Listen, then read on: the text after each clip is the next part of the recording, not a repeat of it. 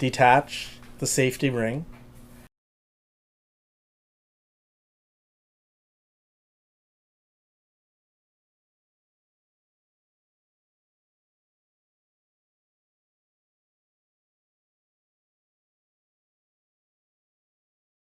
Reattach the hose to pierce the can.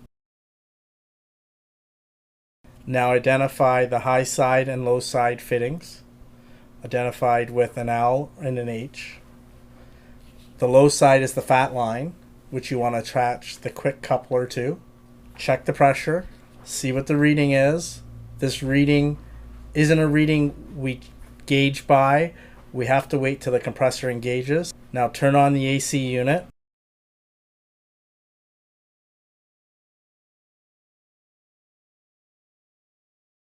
Watch the gauge drop down, and now start to pull the trigger, invert the can, and add more Freon. Slowly release the trigger, check your reading, add more Freon again till you get to your desired pressure, which is typically 23 to 30 psi with the system running.